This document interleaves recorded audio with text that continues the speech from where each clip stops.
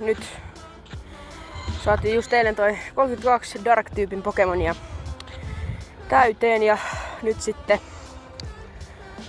evolvataan toi meidän Hundo Pancham tosta. Kyllä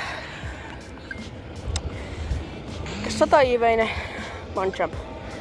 Saatiin 32 Dark-tyyppiä ja tosta evolvataan. 2239 CP niin sit tulee. Noniin, lähdetään evolvaa. Sieltä se tulee.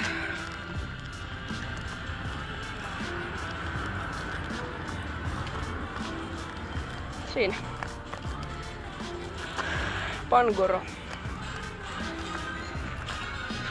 Ja Hundo. Joo.